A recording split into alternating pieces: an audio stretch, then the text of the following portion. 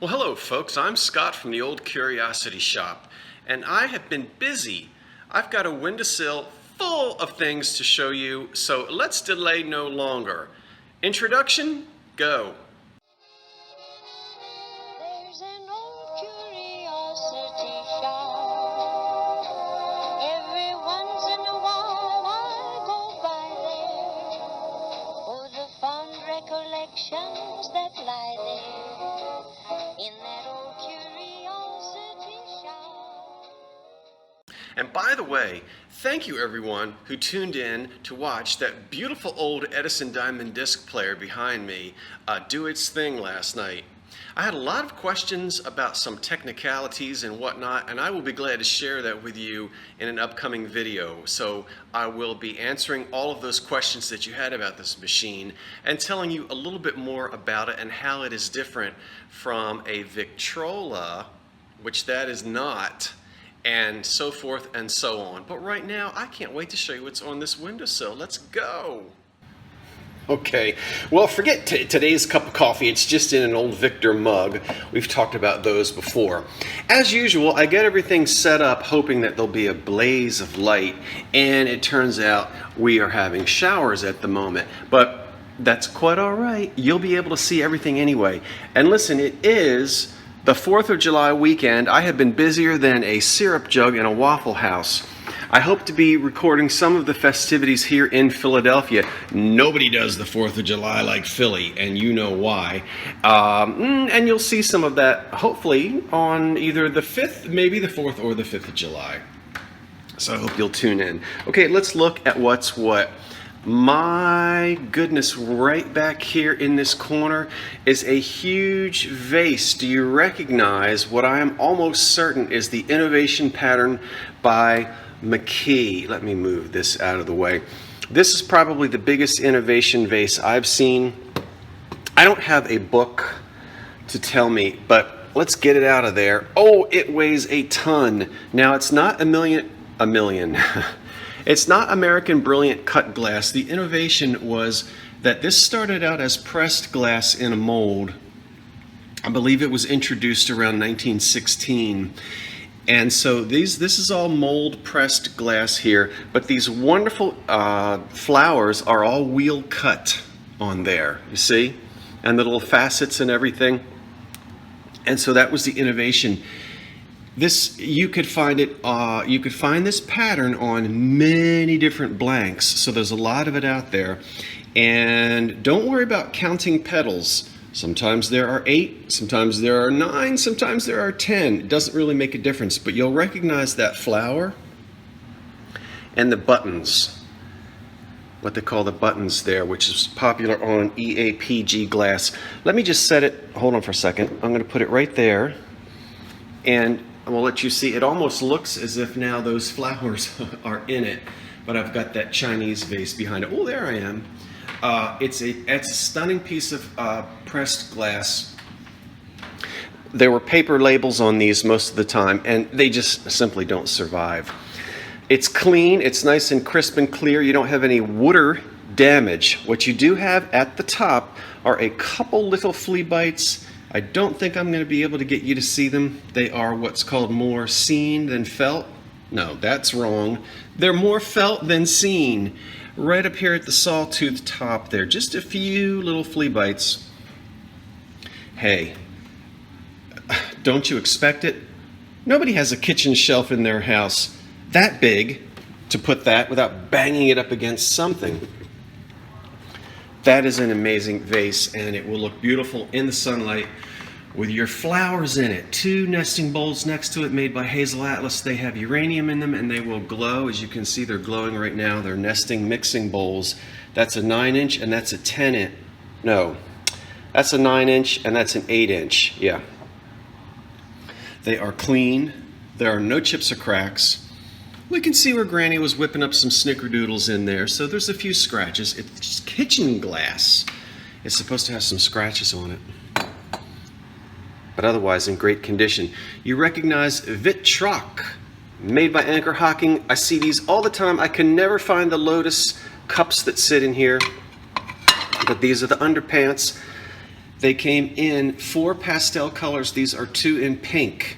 And this is from the 40s, and they're beautiful. You ought to see an Easter morning table when you get the pink, the yellow, the blue, and the green all together. It was the hobnail that really saved Fenton from going into bankruptcy, and it became enormously popular for them in the 40s.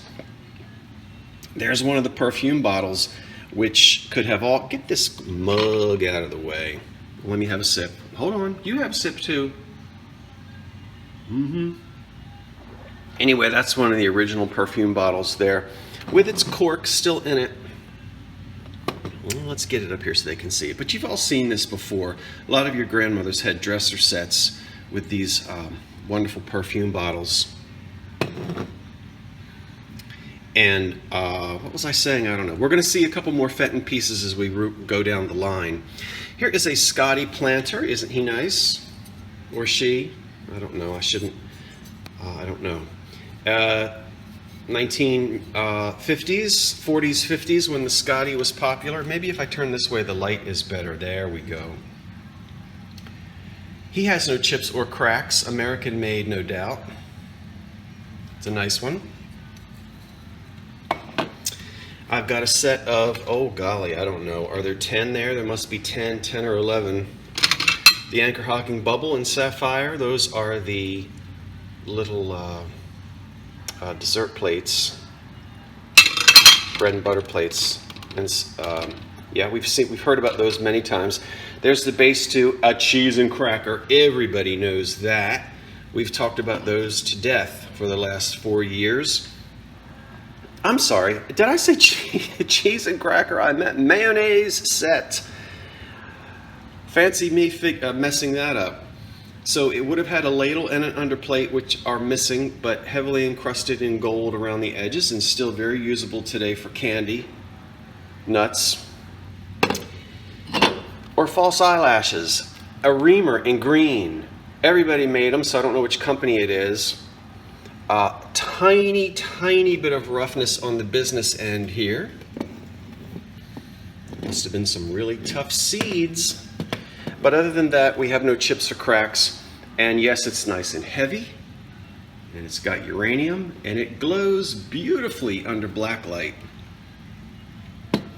We'll skip the elephants for a minute and get the Christmas tree base out of the way. It's just the base. I forget the measurements now, but they are in the auction site.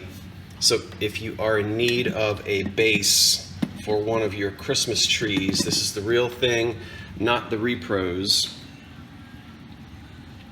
And it's not marked, and I'm not up on this. So Holland Mold, Atlantic Mold, and there's a couple other companies. But again, the measurements are in the on the YouTube. Woo. They were out of Efferdent at the CVS. It's on my eBay page. Okay, now let's come back to these elephants. I don't know who made them. I kind of looked around a little bit and couldn't find a company. I'm going to insert some photographs, but I will get it to where you can see. They're very heavy and they're quality, and they're stylized in a 1930s way.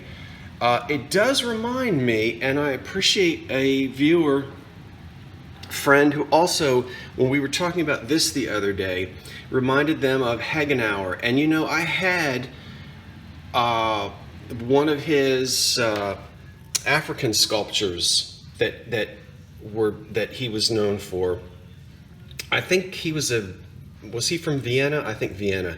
But it does remind me of some of the stylized work that he did. Now, I don't believe that that's what that is, or these. But I don't know who made these because they're unmarked. But we've got heavy bookends with elephants.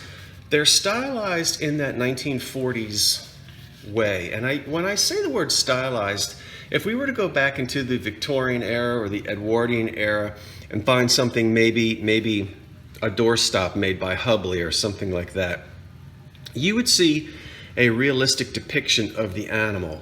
We don't have that here. It's almost cartoonish in a way. The shape of the body is a little more streamlined. Look how thick the legs are, the eyes. It's just got that look. which was popular in the 1930s. Well, let's see, there's the green felt on the bottom.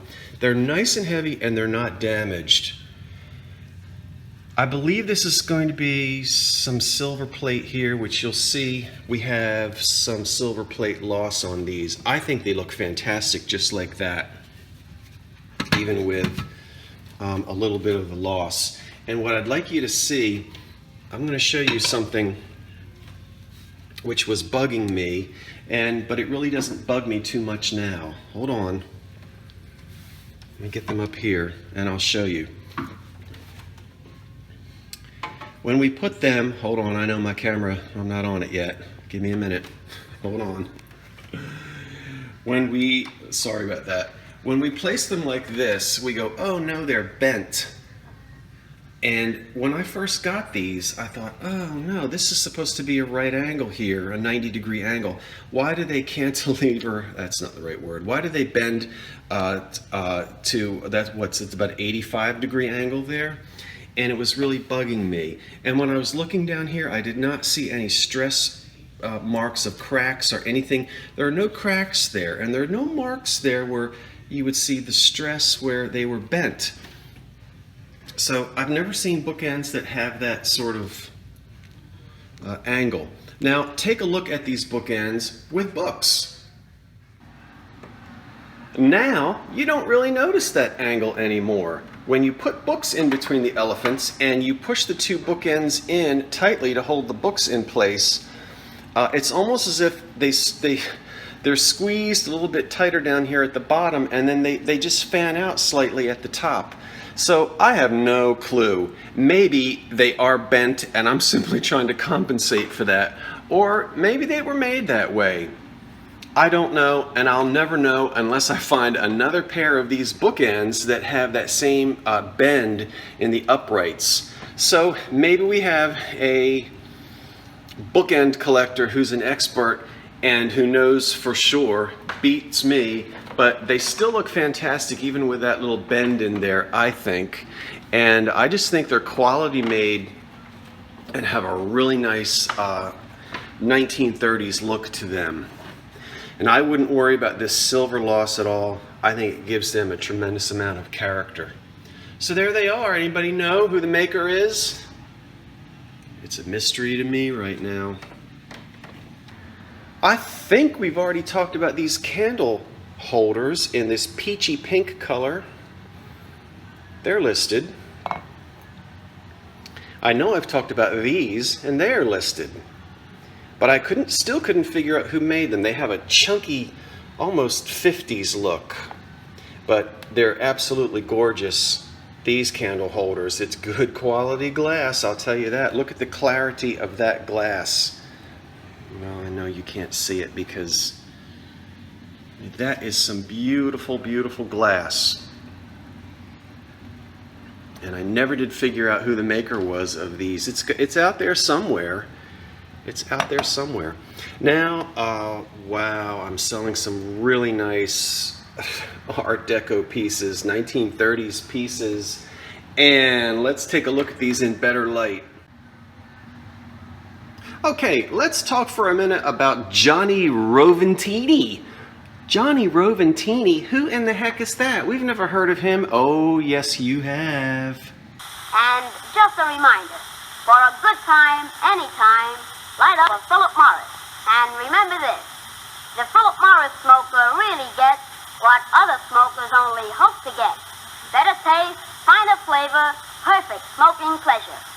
So for perfect smoking pleasure, call for Philip Morris! And for perfect entertainment, well, just look what's coming. Okay, now you know who I'm talking about. That's little Johnny. Call for Philip Morris. He was all over radio and television, and he was a real person. Born in New York and discovered by an advertising agent. He was a bellhop. I don't remember if he was at the New Yorker or where he was. Stood only 4 feet tall, I believe, as a grown man. And somewhere around 1933, he became the spokesperson for Philip Morris and went on the radio calling for Philip Morris, and then transitioned into television. And he represented the Philip Morris cigarettes and way up into the 1970s. Now what I have here is not a representation of Johnny Roventini, but this is made in Japan, and obviously what they're doing here is nodding their little bell cap to him.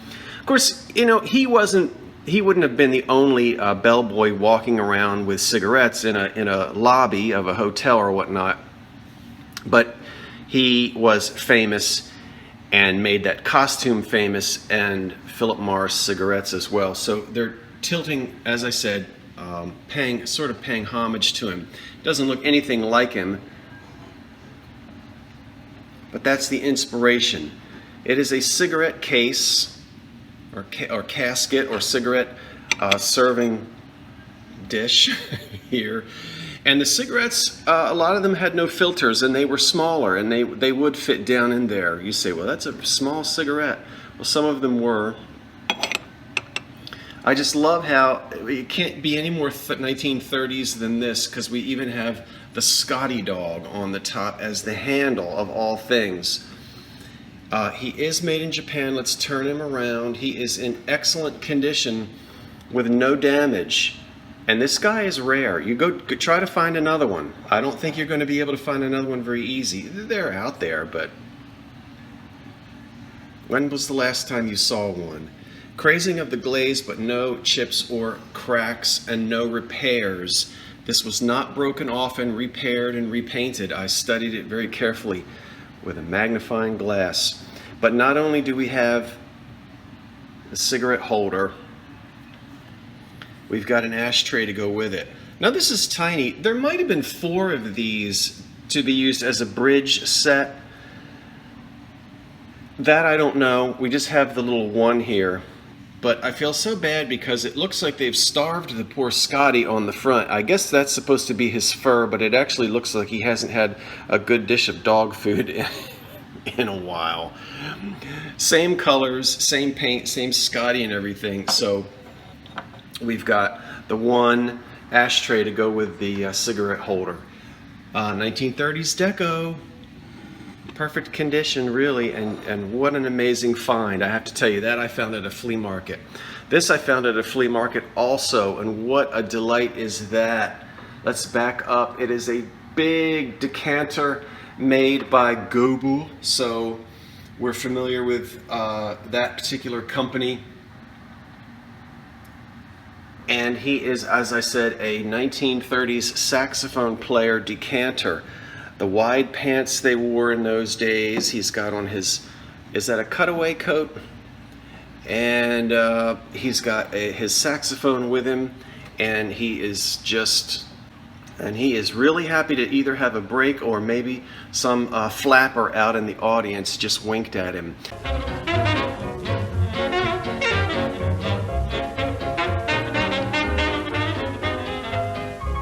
Now, as I said, he's a decanter. Now, hold on, don't get too upset. I did this, and I'll tell you why I did it. Oh my gosh. I stuck that nail in there because when I bought him, this end of the cork was already broken off and floating around down inside of the bottle, and they had his head taped to the base. The cork is already, the only way to get that cork out in there is to pick at it and break it up. So we need to replace the cork altogether. I stuck that nail in there just so that I wouldn't accidentally bump into him and knock his head off. I'll take that nail out before I ship it, and you can decide what you want to do about that cork. I don't think I have one readily that I can replace it. I'll see. And I think the only damage on him is down here at his pants. There's a little chip there on the side. You can very faintly see the markings, a lot of markings on the bottom, but they're all there for Goebel. He's also going to be very difficult to find. I don't usually use the word rare, but I'm going to tell you that this is one you're not going to run across every day as well. Love that. And then here I am selling this pen holder, and this is the figure that we were talking about. Some people said it looked like Joe Bazooka. Others talked about that the Hagenauer, the designer who did a lot of African art made in a very particular style in the Deco era. But this is a golf player with his club, swinging his club. He's got his hat on and his golf outfit, and we can see this is for a permanent pen. It's got his old green felt on the bottom. There's no maker's mark. This is chrome, and then it's like some type of is that painted metal? Yes, it is. It's not a Bakelite or another type of a plastic. At least I don't believe. No, I think it's an enameled metal base. So that was just a fantastic find as well. So, yes, I don't keep everything from the Deco era, and I do enjoy buying it, studying it, collecting it, and then parting with some of the pieces. So those are the Deco pieces I have for sale right now in the old curiosity shop. Okay, let's fly through the rest of this. A big pink mixing bowl from the 1930s, and it is pink. Big pink nesting bowl in good condition. I have two fantastic wall pockets made in Japan in the Majolica glaze, and wow, how much excitement did I have when I found a matching pair. I had quite a bit of excitement. Made in Japan, so there they hang in your kitchen. Or I shouldn't necessarily say kitchen. These are pretty enough to go in a hallway, maybe on either side of a mirror. And there are no breaks, and there's no damage, and it's a pair of them. This was a fantastic find. That's contemporary, probably made in the last 20 years or so. Beautiful art glass vase. Is there anything on the bottom? No. Polished pontil, but that's it. Really pretty emerald green color with some touches of blue at the top. And we've got some little, I don't know, bubbles and whatnot in there, strings. No chips or cracks. It's just, I thought it was pretty, and I had to go ahead and get it, even though it's contemporary, which I don't normally do. It's just a really beautiful piece of glass, and I wanted to offer it to you. There's an old one, not a reproduction, for your 1940s kitchen. Aha, that also. I almost, you know what, when I put my hands on this. And some of you are saying, oh no, who took a piece of Fenton hobnail and ruined it? They drilled it and stuck some stupid lamp in it. No, that is the way it was made. This is all, let me get it, hold on. This is all original. And these would have come in a pair, and they would have been probably boudoir lamps. We have the original cream colored enameled socket right there, which a lot of times is, you know, these sockets are missing. That's the real thing from the factory. And even though the paint is chipping in here, and you might not like that, I am not changing any of this because it's all original and the socket is perfect. And this is the way Fenton made these. And these are also going to go back to the early days of when hobnail was released by Fenton, and it was a big hit. Okay, and made them a lot of money and kept them going during the difficult years. And every once in a while you will find a pair of these, but I only have that one. I'm leaving the old cord on it. It's in good shape. That cord is just fine. And it's a working lamp. Get yourself a little shade, and you Fenton lovers are going to be in heaven over that piece right there. So the blue opalescent hobnail Fenton lamp.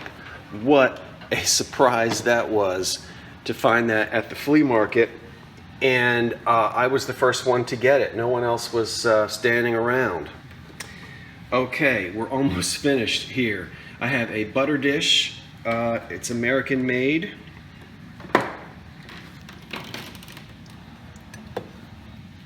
Very pretty. And it's in the Adams style. See this very low, this very delicate And this is the, it says Adam Antiques by Steubenville. It's just a nice little piece. This is made by Beacon Glass in the 1940s. A big crackle glass ruffled edge vase, and the paper labels fall off of that. It's amethyst, and I'm not going to be able to get it. I don't think I can get it to where you can really see how pretty it is. Crackle glass in beautiful amethyst. Yeah, it's hand blown, semi-polished pontil on the bottom, made by Beacon, and I believe that would be sometime in the 40s. And we had to stick a mid-century piece in there. There it is. It's a lamp with a green, is it chartreuse or lime, fiberglass shade. There are no burn marks from light bulbs. Thank goodness. Do not put a 200-watt light bulb in there. The little metal legs are painted black, and it's all original. It's got an old original Bakelite socket in there with speckles on it.